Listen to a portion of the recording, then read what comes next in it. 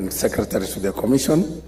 Then we have Commissioner Mary Karen Sorobit, who is an advocate of the High Court and chairs our Legal Affairs Committee and also Political Parties Liaison.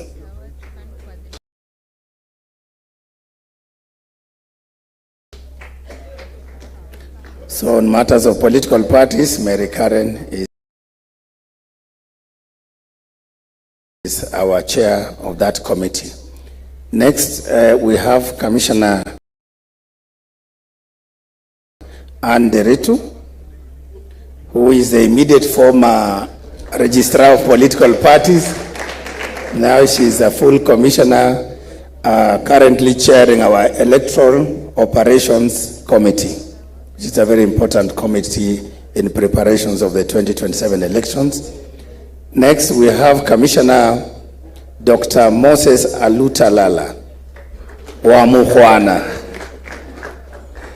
He's, despite being an advocate of the High Court, is a good communicator, and we convinced him to chair the committee on communications and stakeholder engagement. So I hope he will continue doing a good job to ensure that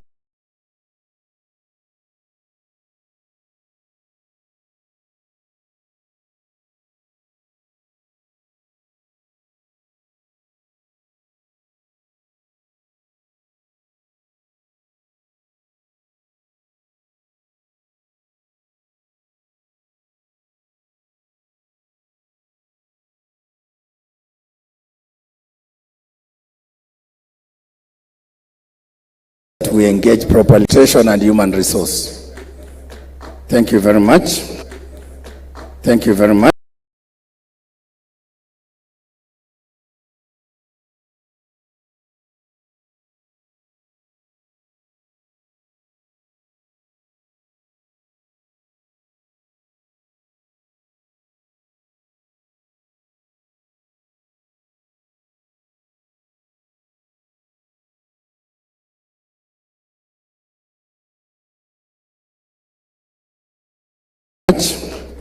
So we have our legal team, I think director.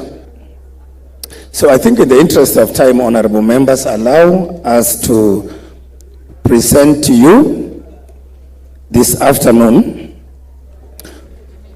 on the topics that we had been requested to look at, and to also have an opportunity to have interactive dialogue with yourselves on matters related to our mandate.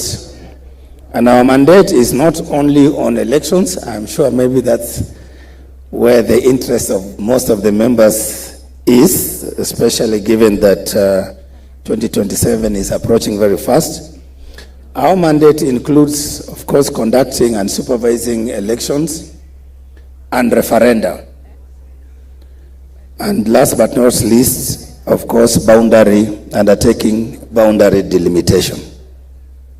So it gives me, honorable members, great pleasure to stand before you today and to share with you our level of preparedness in the execution of our mandate. Cognizant of the importance of this call and the strategic position that Parliament occupies in our society and in facilitating our core mandates. We appreciate the continued engagement and support with the National Assembly in advancing Kenya's democratic governance. We recognize the Parliament's central role, not only in appropriation of resources for our mandate, but also in oversighting our work as independent electoral and boundaries commission. In that regard, we are therefore grateful that we have a strategic partner in safeguarding our electoral integrity, political stability, and public confidence in our democratic governance and institutions. We believe that our engagement today will result in better understanding of the Commission's work and strengthen the collaboration between the Commission, Parliament, and indeed other institutions of governance in the Republic of Kenya. Honorable members, I was invited to make a presentation on behalf of my colleagues on the key 3 areas, all related to our preparations for the 2027 general election. The 3 areas include the legislative and regulatory requirements necessary for the conduct of the next general election, B, the budgetary and financial support that the Commission requires in order to undertake those elections and other functions, stakeholder support, number C, and of course, we may need to give you also updates on the election operations and the boundary delimitation exercise. In terms of our legislative and regulatory requirements, we recognize that elections are central to democracy and protecting citizens' rights to vote, of course under Article 38, or to contest for office under the same article. The credibility of elections therefore depend on there being free and fair elections. And we are saying therefore that when elections don't work, when we have flawed elections, then nothing will work in the Republic. Flawed elections may lead to instability and, of course, violence, as we've witnessed before in the history of the Republic. IEBC, as you all recognize and know already, is mandated to oversee the elections and referenda, and we have an elaborate legal framework that defines and delimits our work in that regard. And therefore, Parliament, being the legislature that makes laws that guide our work, your role therefore becomes very, very critical to us. In the past, before we joined the Commission, we've had attempts at introducing a series of reforms to just strengthen and to improve the legal framework that governs our work. And I'm sure in this regard, Parliament has had interactions with our predecessors, that is the previous Commission that conducted the 2022 general elections, and subsequently, even after the departure of those commissioners from office, you have had interactions with our secretariat on various issues that required your attention in terms of the legal reforms around the election group, to draft bills and to propose those regulatory changes, and to prepare the submissions to Parliament. Around the same time, the Commission also was invited to make presentations to NADCO, that is the National Dialogue Committee, and indeed the Secretariat submitted those draft bills and the regulations that required the attention of NADCO and Parliament. Now, we have some of the proposals that we are currently finalizing on. I'll just highlight some of them in terms of the changes that we want to request Parliament to relook at in order to see if they can be incorporated in the new electoral laws. We will need, of course, to relook at the Elections Act with a view to amending it. Elections Act is the primary legislation besides the Constitution. The Elections Act is the primary legislation that governs the manner in which we conduct elections in Kenya. And having gone through the Elections Act in the light of the experiences of the previous elections, we have highlighted some of the changes, some of the proposals that we invite Parliament to have a look at. We need Parliament to look at the definitions of nominations and registration of candidates for elections. There is some ambiguity in the manner in which we have defined nomination and registration of the candidates. We find that, for example, when we were undertaking the by-elections that concluded in November last year, the role of nominating candidates remains with political parties. And then that leaves the commission with the role of registering those candidates that have been duly nominated and certified by their respective political parties. And of course, registration of candidates also extends to those candidates that are running as independent candidates. So we need to delineate that role of nomination vis-a-vis registration. We are also invited to look at the issue of forensic imaging in order to clarify the manner in which election technology is amenable to scrutiny. We are also concerned about the timelines, to review the timelines for inspection of the register of voters, verification of biometric data, and of course the nomination of candidates by political parties, and the candidate registration process.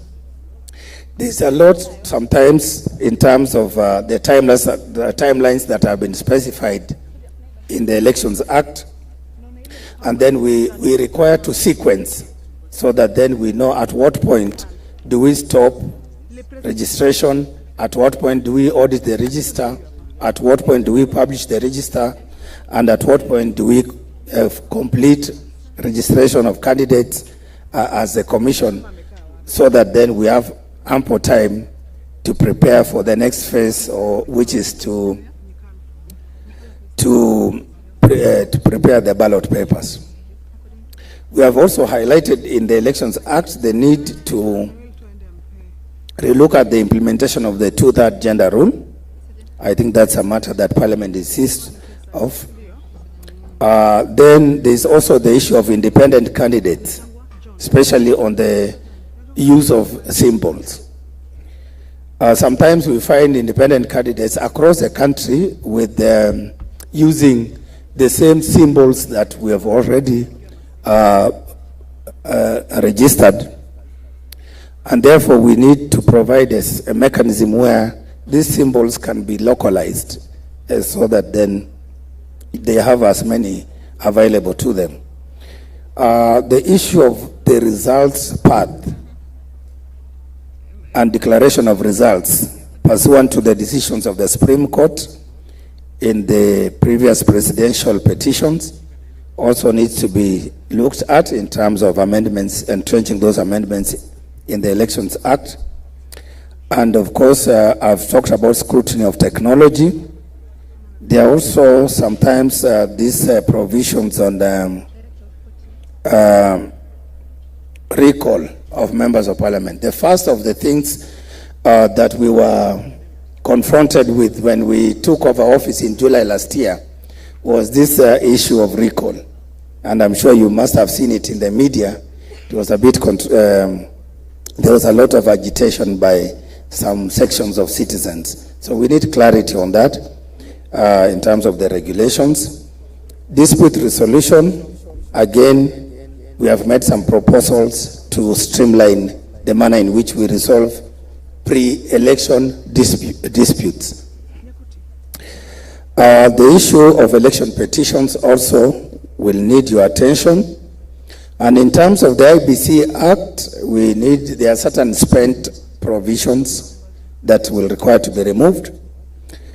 Then the issue of quorum of the commission. We are aware, and we've seen it in the law, that the quorum of the commission was raised from 3 to 5, and we are 7 commissioners, so that the quorum, the threshold for the quorum, I think we may have to discuss that issue as well, because previously there were 9 commissioners, but now we have 7. So we have to look at how that enhances or hinders our work. And then, of course, the issues of decision-making within the commission, if that can also be looked into. In terms of the Election Offences Act, we need to look at the provisions relating to the mandate of the commission to investigate, prosecute, and punish those offenses, especially arising from the implementation of the Electoral Code of Conduct, and vis-a-vis the role of the ODPP. So some of the weaknesses we have is that even within the Independent Electoral and Boundaries Commission, even when some of our election officers commit some of these offenses, their prosecution sometimes, because it's not within us, our mandate is left to ODPP, and there's need for us to look at that, whether it's suitable to leave it as such or to bring it back to the commission so that we can also have some teeth to bite to discourage some of these electoral malpractices and offenses.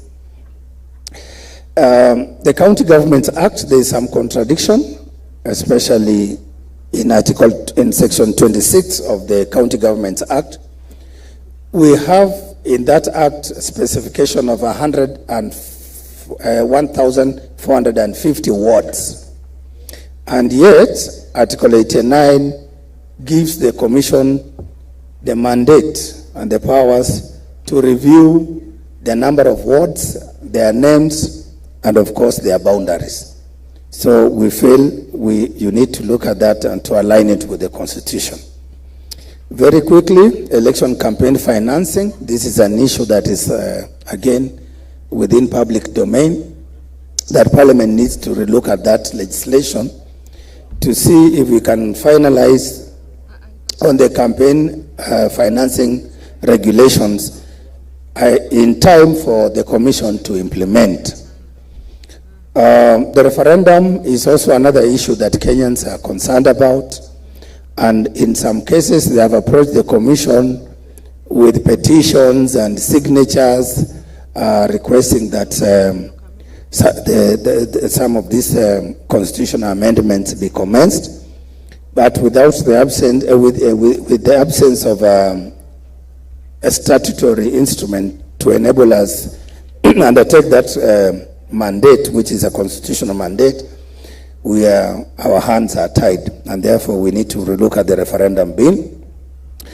And then, of course, lastly, there are a number of other subsidiary legislations in terms of regulations touching on elections, party primaries, on technology, voter education, voter registration, and campaign financing that we need to discuss with you once we submit those proposals to see how best we can fast track their enactment. The Commission therefore stresses that in line with international best practices, laws should be enacted at least 1 year before a general election, as late enactments of legislations hamper the effective implementation of our elections mandate. So we are therefore urging Parliament to quickly and to find time, to dedicate time to look at the proposals we'll be submitting, and hopefully in the course of this year, as late as August, if not earlier, to see if you can give us an improved legislative framework for us to internalize and to implement on time. And so very quickly, some of the challenges that in terms of legal issues we are dealing with in the Commission. We have the issue of conflicting timelines. I think I've addressed that issue. Then we also inherited outstanding legal fees. And as you may be aware, during and after every election, there is always a flurry of litigation and legal challenges that we are faced with as the Commission, and that has necessitated the Commission to get support from external legal counsel, and we owe them some money going into 2027 general election. And this situation, very unique situation, has also been brought about by the limited capacity, internal capacity. Currently, we are operating with only 4 lawyers, in-house lawyers in IEBC. And during the election season, sometimes we have to go through as many as over 100 election-related disputes. And we are not only dealing with the main elections, but also disputes arising from the party primaries during the registration of candidates. And of course, those cases relating to enforcement of the elections code of conduct. So I must state clearly that internally, we cannot as a commission cope with those litigation cases, besides, of course, other internal legal advisories that we need. Of course, in the past, we've also have not had resources that are adequate and they are specifically allocated to the Commission to undertake legal reforms. And yet, our elections, based on the electoral cycles, once we are done with elections, we don't assume that life stops there. There's still a lot that the Commission must begin to do. We must do post-election evaluation, and based on that, we need to embark on legal reforms and other processes that will lead towards the next electoral cycle. Honorable members, the Commission therefore respectfully appeals to you to support us in relation to improving on the legal legislative matters that touch on the elections. In terms of budgetary and financial support required by the Commission, I think here briefly I must say, we've engaged in all the financial processes. We are currently engaged in the MTEF process. We have had meetings also with yourselves, the leadership of the Assembly, when we took over office, and raised some of the issues of concern around our budgets. First for the by-elections, and then for the general elections.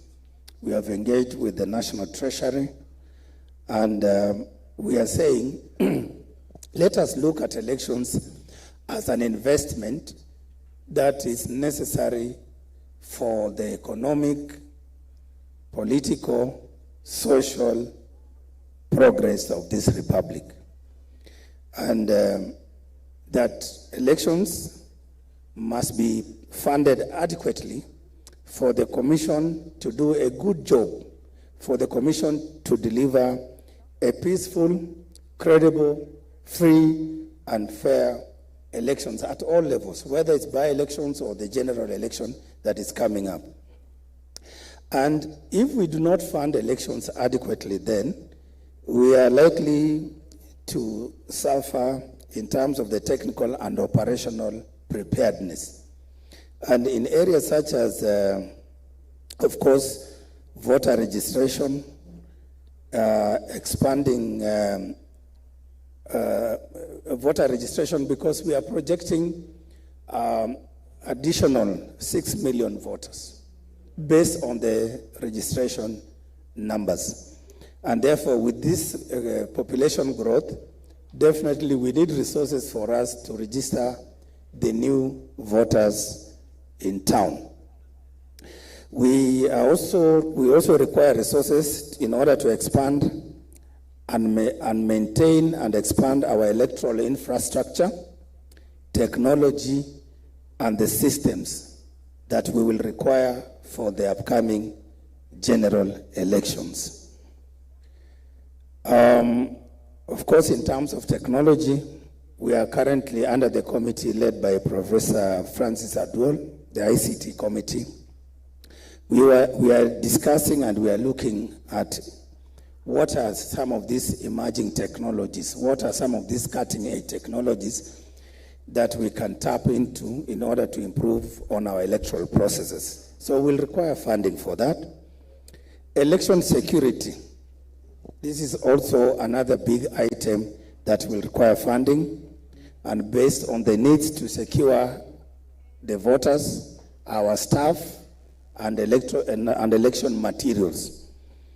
And of course, drawing on best practices elsewhere, we will require adequate funding for us to do a good job and to ensure that our elections are among the best globally. So, honorable members of parliament, in 2026, we requested for funding. We were allocated 4.7 billion. There's a table there which gives the summary. And for this year, 2026-2027, we have a funding shortfall of 14.